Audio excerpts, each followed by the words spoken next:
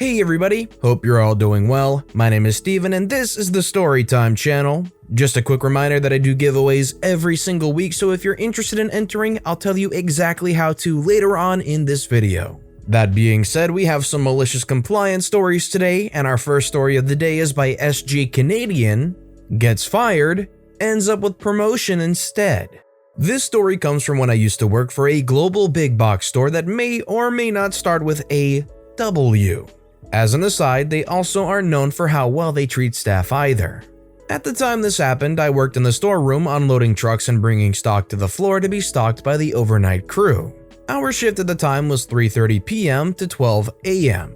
Our store manager made it clear that no overtime was permitted to be worked, anything over 9 hours by company policy. This meant at the latest we had to leave by 12:30 a.m. We usually cut it close because we were chronically understaffed for various reasons. I knew this night was going to be bad the moment I arrived. We had 6 workers scheduled, yet 2 called in sick, including the shift lead. This meant that I was put in charge as I had the most experience, and the day shift managers all loved me because I worked my butt off. I then checked our delivery schedule and it showed 2 semi-trucks, both with over 2,000 items each that needed to be unloaded, in addition to another truck that was expected to have 20 plus pallets of stock. This meant we had over 4,000 items that needed to be unloaded by hand, with only 4 workers to do it. In addition, we were also responsible for scanning items out of overstocked bins and bringing them to the floor if the system detected an item needed to be restocked. Needless to say, the shift sucked. We didn't get our first break until almost 10 p.m. And around 7 p.m. the system dropped about 350 items that needed to be scanned out of the overstock bins. And there were almost 200 bins we would need to search for this stuff. As the shift lead, the fact we were so behind was my fault. Definitely didn't have anything to do with being overworked with unachievable time targets. So the overnight managers arrived at 10:30 p.m. and one of them went ballistic and yelled at me. Cool, whatever, I don't care. I'll just leave at 12 a.m. So here's where the compliance comes in. To a point. 12 a.m. comes around and the manager refuses to let us leave. Doors get locked with keys only managers have and alarms are set. One of the 4 of us is a college student and has an exam at 8 a.m., so they let him go. 12:30 a.m. rolls around and we start to leave. Again, not allowed to leave by manager. Keep in mind, overtime is not allowed, and after 12:30 we were in overtime. One of the 3 remaining of my crew has childcare issues, so they let him leave. At 1 a.m., the overnight crew goes on break and the doors are unlocked so manager can smoke. My only remaining crew member just walks out and manager lets him go without argument. I was working, so I didn't know until after the doors were relocked. 3 a.m. rolls around and night crew goes for lunch. I'm fed up with manager's attitude as he's been harassing me for the last 2 hours about not being done without offering any help. I decide that I'm going home. As I walk out the doors, manager is standing there. Manager says, "Where are you going? Are you done?" I say nope, still got about 20 pallets to go and about 80 overstock items to be picked from the bins. "Go back and finish, you can't leave." I'm already 2.5 hours into overtime, I'm going home. "Do we need to go into the office and talk about your poor attitude and lack of work ethic?" Me, pissed off at this point, "Screw you, manager, I'm going home." "Don't come back, you're fired." "Have fun explaining to store manager why you fired me. I'll be sure to tell him all about the shift tonight." I then left and went home. About 5-ish hours later, 8 a.m., I get a phone call from the store. It's the store manager and he wants to talk to me. Can I come in for a meeting at noon? I say sure, I'll be there. I get to the store just before noon and get escorted into the store manager's office by one of the day managers. The store manager says, "I hear you had some overtime last night. Care to explain why?" I explain everything that happened above. The store manager says, "So you left at 3 a.m.? I say yes. "And manager said you were fired, correct?" I say yes again. Store manager says he isn't allowed to do that. "What you told me matches what the other night manager said happened. As a result, manager is being moved to day shift for retraining. You also are not fired. We need a new overnight stockroom lead and I'd like to offer it to you." It comes with a $1 an hour night shift bonus and a $1 an hour raise. I say, I'll take it. I'd been trying for this position anyway. When do I start? Store manager says, you start tomorrow night if you want. I say, great, thank you, store manager. I then went home and told my family, who were quite happy with the turnout, especially my mom, who was also working at the store and was rather pissed about what happened. So let me ask you guys, if you're working at Walmart, let's be real, that's what it is, and your shift is up and you're not allowed to work overtime, and your manager tries to lock you in basically, are you forcing your way out of there, or are you going to stick around and amass that overtime knowing very well that that manager is likely getting in trouble for it? Let me know in the comments down below. Our next story is by Jayeliz. Never ask your wife to sign any documents when you are cheating on her. My parents had an unusual relationship. He treated her like a garbage ever since I can remember. He didn't even bother to hide his affairs while she was around. On one occasion, I saw one of his flirty texts sent to a girl on his phone. Due to her meek attitude, he thought she wouldn't do anything against him, but he underestimated her. My father's new girlfriend lived a few hours away, so he calls her all the time. It was at that time he was looking for an apartment and found one in the city. The builder scheduled an appointment with him to settle final payment and to give over the key to the apartment. Fate it may be, he was on one of the romantic moods and wants to just stay home and call his sweetheart. So he sent my mother to the builder with the money. When she reached the office, she was informed that the builders also intended to give over the ownership documents along with the key on the same day, which they forgot to mention. Father wanted the apartment for himself. So, as any obedient wife, mother called him and asked him to come over to the office to sign a document. He rudely told her to get off the phone and specifically told, "Whatever it is, do it yourself and get the key." My mother, who had enough of him, had a sinister idea at the moment and hung up the call. She signed the ownership documents under her name and got the key. The builders didn't think anything off because she was his wife. She also made a duplicate of that key without my father's knowledge and kept it for herself. My father had no idea what was going on as he was busy with his girlfriends. He always sent my mother to the new apartment to clean it up and furnish it. Not long after that, my parents divorced and it was time my father asked her for the documents to the apartment.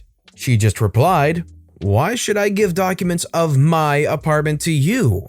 My father was shocked when she explained she signed the ownership documents under her name on that day, and she is the legal owner of that apartment. All thanks to his girlfriend.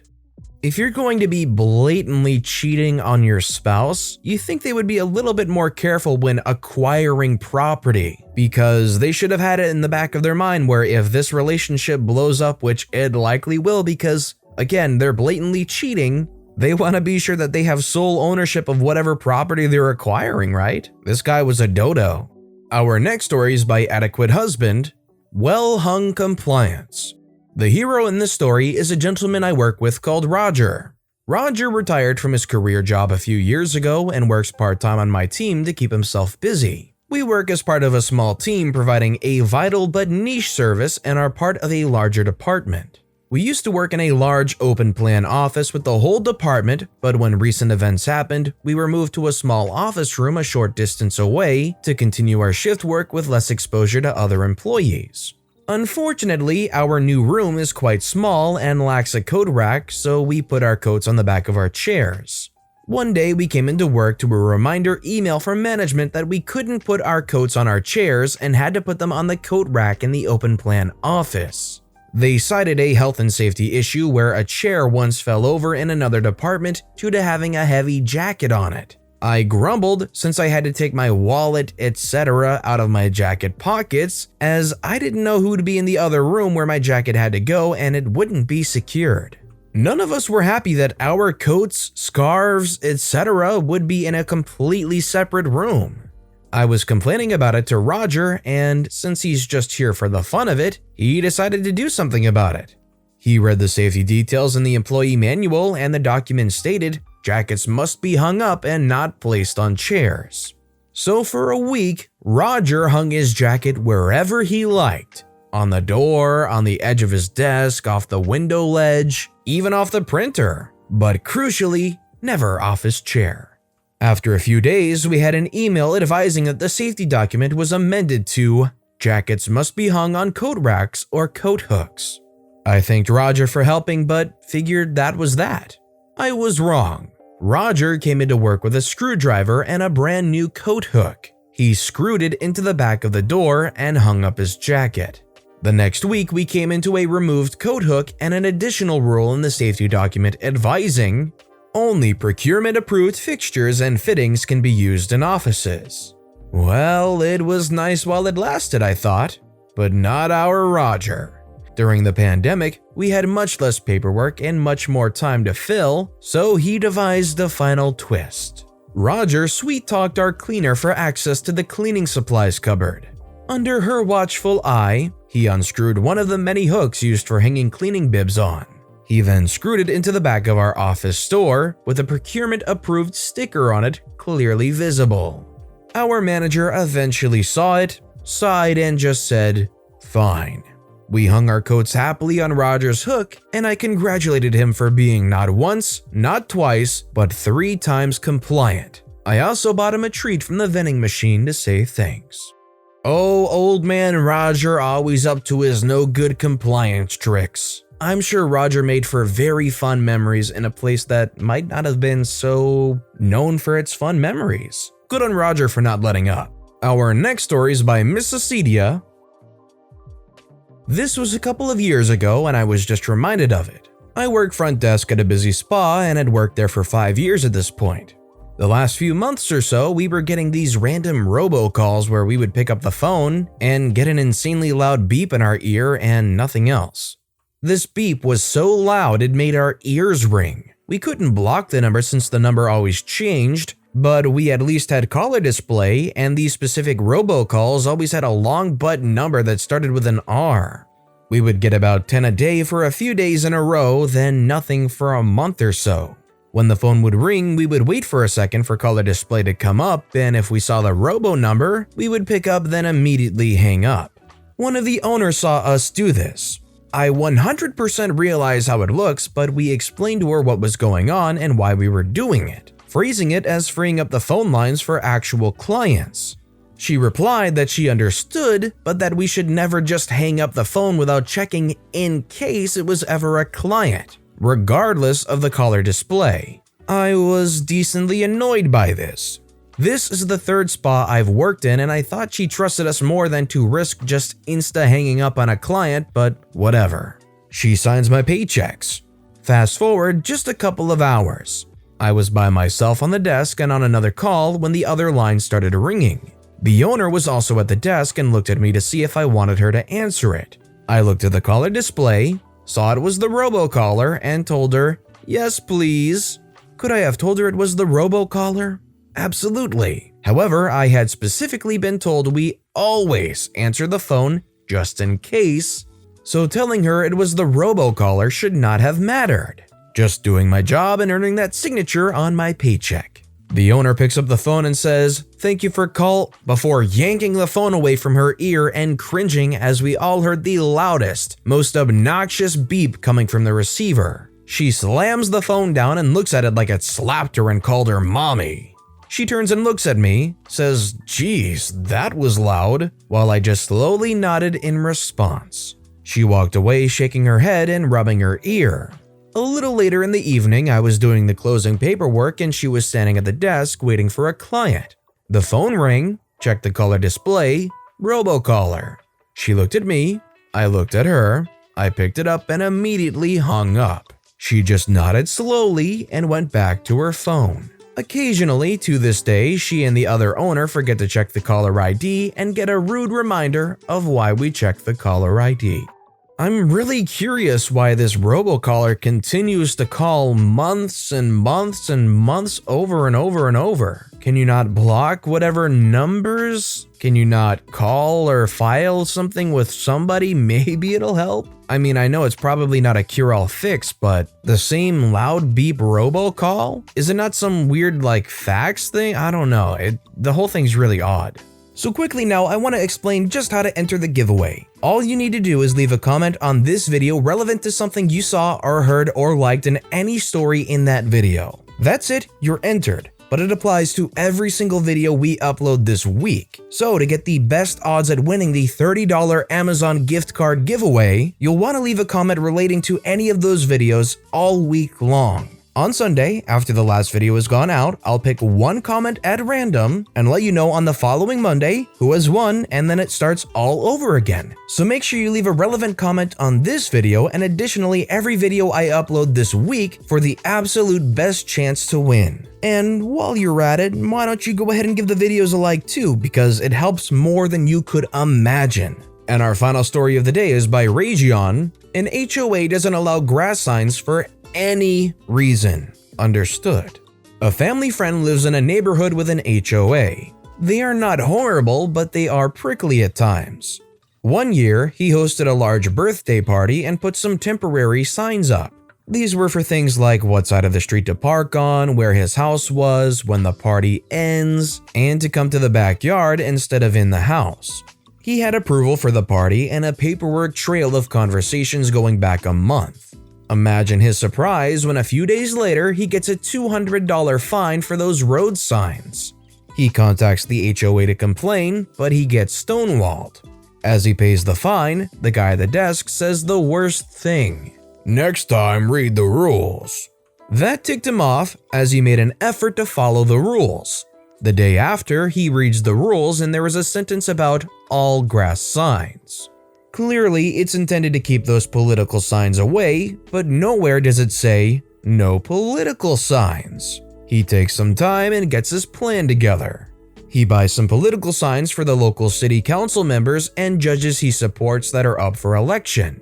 He then tapes them against his car windows so they are on the inside pointing out. For a good measure, he added some bumper stickers for the ACLU Peace Corps, the Teachers Union, NAACP, and whatever else he could find in an evening.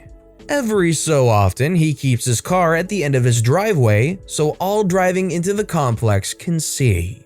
As he put it, it's a petty rebellion, but a rebellion nonetheless.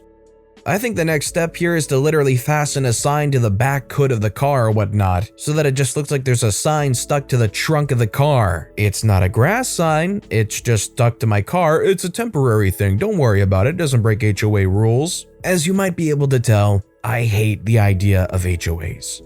But with that being said, that's all the time we have for today. So if you had a favorite story of the day, let me know which story and why in the comments down below. But besides that, if you enjoyed the video, please consider giving it a like and subscribe if you haven't. Also, please consider turning on notifications so you'll never miss an upcoming video too. No matter what you did, whether it was viewing the video, liking, commenting, subscribing, thank you all so very much for supporting the Storytime channel. Every little thing that you guys do helps the channel grow more and more every single day, and I appreciate the heck out of it. I hope you all have a great day, and I'll see you all next time right here.